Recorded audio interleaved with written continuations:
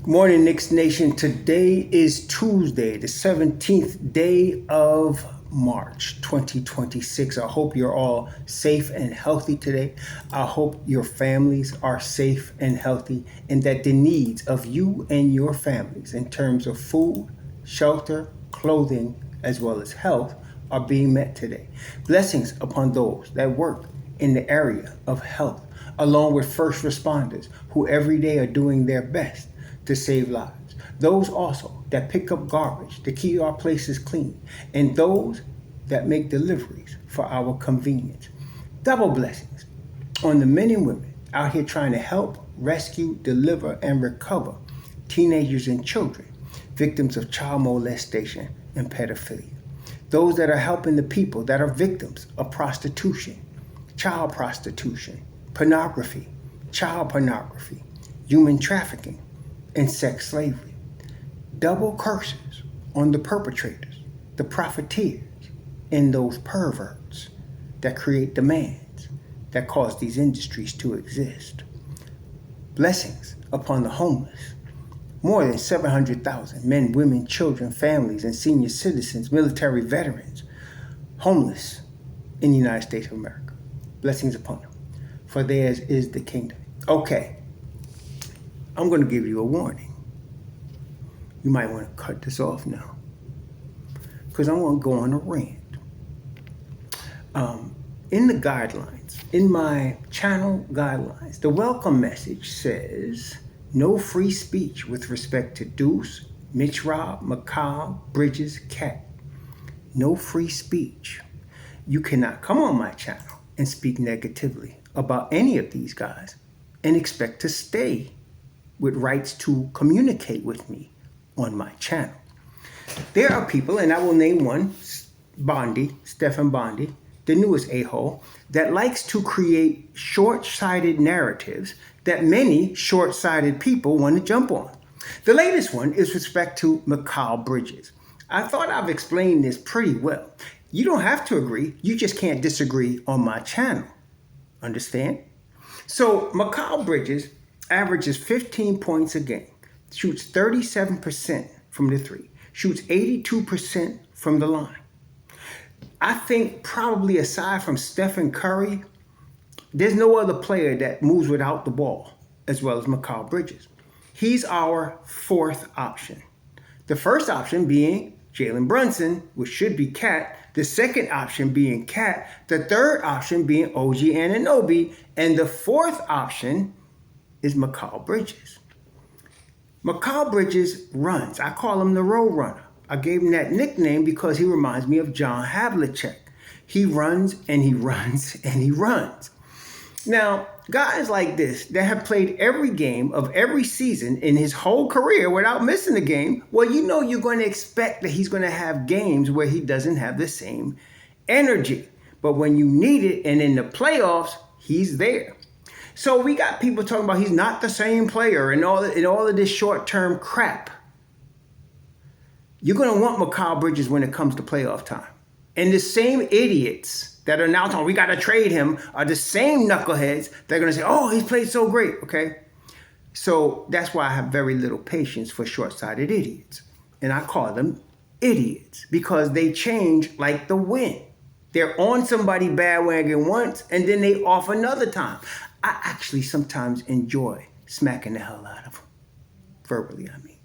So the Knicks, with respect to Mikal Bridges, he excels when the ball is moving. Let me say that again because many of you don't catch that memo. Mikal Bridges excels when the ball is moving. Some of you are flowing so hard on Jalen Brunson's nutsack that you don't think he takes a crap putting his pants down and sitting on the toilet like the rest of us. But he does. I guarantee you. But he is a great player and he's the head of the snake. Somebody said, well, you should do some more research because he leads the league in passes. Explain it to you. He could lead the league in passes, but when his ass is not passing, we losing. And I just took a small sample size just because it really does cover the season, but a 10-game sample size. The Knicks are 7-3 in their last 10. Okay, 7-3. In the 7 wins, listen closely, in the 7 wins, they are averaging 29 assists per game. Okay, in the 7 wins. This is recent. In the 3 losses, they're averaging 24 assists per game. And that number is inflated because of a 32 assist game they had against Los Angeles where they lost. But that's the averages. So it goes to tell you that when the ball is moving, that's when your assist numbers go toward 30. When the ball is not moving, you still could win. The Knicks have won a couple of games with 20 or 23 assists, but that's just playing with fire. Because against a good team, you're going to lose. As they almost lost to Gary Payton Jr., Santos, and Podziemski, and a whole bunch of G League level dudes on Sunday. Mikal Bridges scores best when the ball is moving. He is ineffective when it's not, because he'll be cutting and he's not getting the basketball. And it affects him and everybody else on the defensive side of the ball. Yesterday, I told y'all I came later, like I'm doing today, on the video production because I was doing some research. Some idiot said, you need to do more research. Who didn't do any? And anyway, I found, as I told you, the Knicks are 23-5 when Jalen Brunson shoots 19 shots or less. That's a statistic that cannot be disproven. 23-5 when he takes 19 shots or less. When he takes 20 shots or more, they're 20-16. It is so clear. I don't see how it could be any clearer. He needs to pass the damn ball. Now, let's take Sunday, this past Sunday, as an example to this, what I'm just mentioning here. We also, the Knicks played like crap. They were a step slow on Sunday. The whole team was.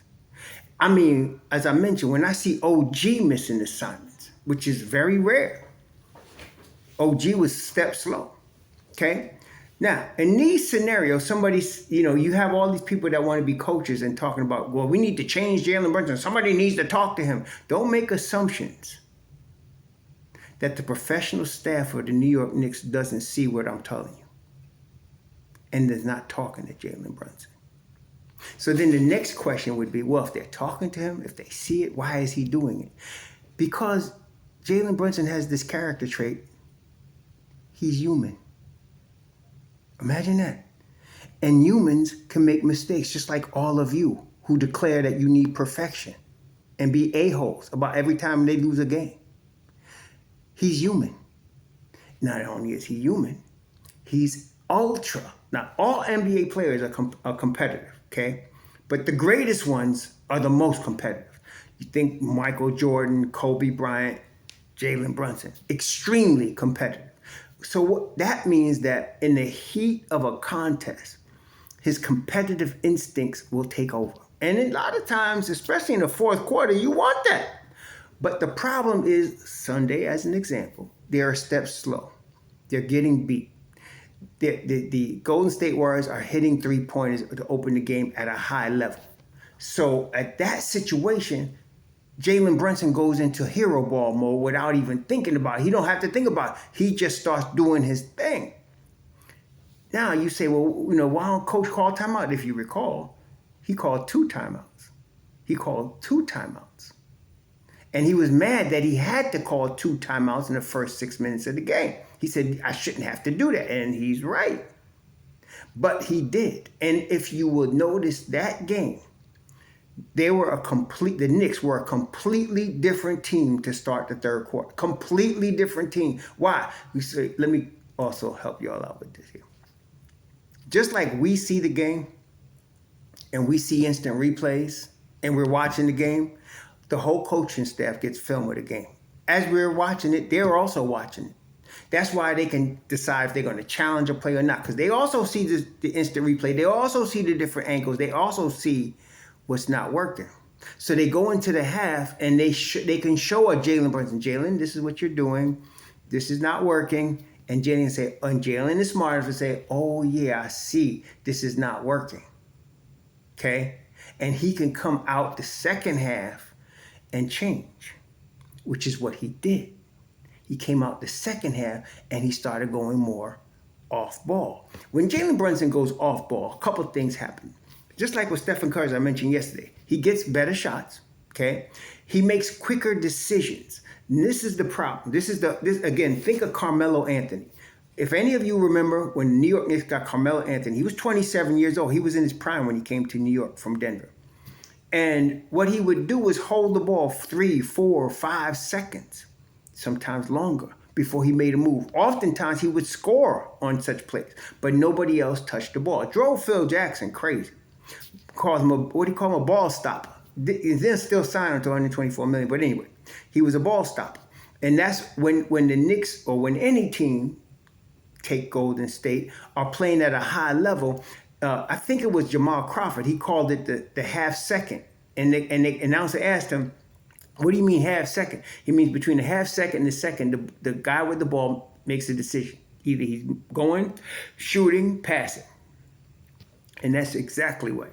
So in the second half of Sunday's game, Jalen Brunson was making a decision within a second. He would catch the ball. He would either go to the basket, shoot the ball, pass the ball. And that, just right there, the ball moves. It moves, okay? And when that's happening, everything changes. So he gets good shots. He can also get the ball off the pass, and he can make his, patented footwork moves toward the basket off the pass. Versus when he's dribbling, the whole defense is just standing there watching him.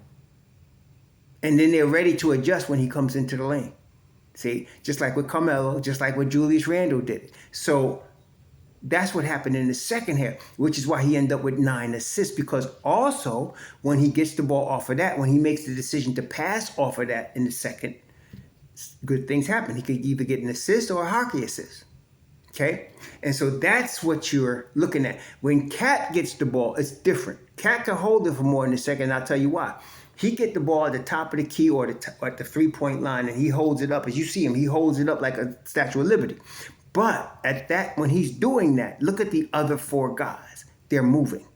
See, if somebody just standing around watching him, that's a problem. But when they're moving, that means the defense must react. And he's like a quarterback sitting in the pocket, and he can decide where he's going to hurt you. He can pick you apart from there.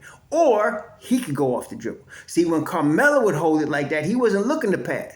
He was looking at what his footwork was going to be. Same with Brunson. He's dribbling and trying to get, shake and bake. Karl Anthony Towns, Cat is looking for a cutter, and he found some. Okay, and that's when you get backdoors to Mikal. So this whole thing about Mikal Bridges needs to stop. I'm tired of it, honestly, and don't bring it to my channel. Ain't nothing wrong with Mikal. Yes, I don't think there's any of the guys in the rotation that I haven't yelled at the TV about. Mikal being one of them, OG, Brunson, Cat. They've all got me frustrated. But I understand that's in the heat of the game. I'm not stupid or emotional enough to bring it into social media like other people do. So ain't nothing wrong with Mikal. He's the 4th option. If somebody was to tell you beginning of the season, think of this. Here, Mikal is your 4th option. Your 4th option, don't even name Mikal. Your 4th option. Your first option is going to average 25 a game. Your second option is going to average 20 a game. Your third option is going to average 18 a game. And your 4th option is going to average 15 a game. Would you be happy with that? I would. Your 4th option is going to average 15 a game and shoot 37% from 3 and play lockdown defense on both sides of the ball and not miss a game. See what I'm saying? You would be happy with that if you thought about it. Don't let idiots like Philip Bondi give you short-sighted narratives and act like they're long-term problems. There's a whole bit of difference between a short-term problem and a long-term problem. What you're dealing with right now with the Knicks and with Mikal is a short-term problem. For example, also, Josh Hart. I was yelling at the TV with him on Sunday. Getting beat, flat-footed, off the dribble by guys much bigger and slower than him. And I was like, Josh, what are you doing? But see, I understand. Josh plays hurt.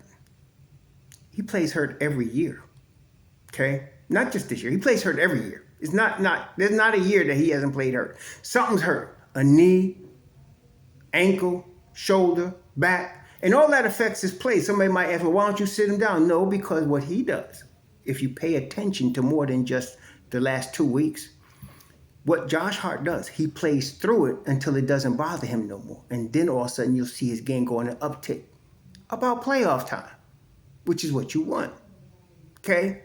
So, yes, it's frustrating, but you got to understand longer term than just this game or this week. I know I'm talking to the choir. A lot of y'all do understand.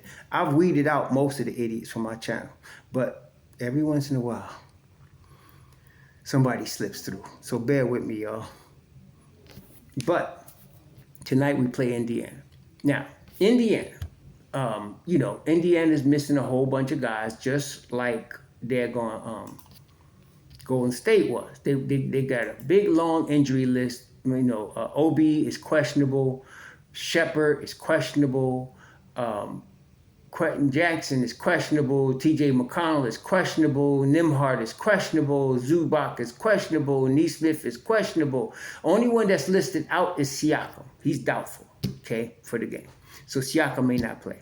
That's a big loss. But I'm going to tell you, most of these other guys, Nesmith, Zubac, Nembhard, McConnell, Shepard, Toppin, they're going to play. And the reason is, it's not because they ain't trying to tank. They tanking.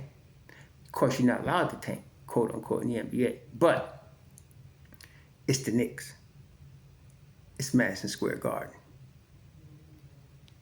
Okay? It's the Knicks and it's Madison Square Garden. They mostly going to play. Okay? And they're going to be coming to beat the Knicks' ass today. And I like it because this gives us a chance to play our game and get tuned. That's all we're doing right now. We're getting tuned for the playoffs at the same time trying to get that second seed. Boston won a game last night against Phoenix. I thought Phoenix had them. Phoenix did have them until the last 2 minutes of the game. That was it. Phoenix was actually winning to the last 2 minutes of the game. All of a sudden, that was it. So Boston is winning. But listen, Boston is human, just like everybody else. And they are going to also go through their little period. I'm not worried about it. They got an easy stretch coming up. They got a real easy stretch of games coming up. But they're going to go through a little period. So the Knicks got to just keep stacking dubs. That's what we got to do. Keep stacking dubs. So bad as they played Sunday, they got the dub. We got to get one tonight. Okay? And this is a shot for us, Knicks, to practice game plan. Brunson, get rid of that ball in a second or less. Do something with it or pass it or something. But don't sit there dribbling it. Move the basketball. Let everybody touch it. Cats should have it the most. Protect your paint. Hopefully they got the energy today to protect their paint. Get to that weak side shooter.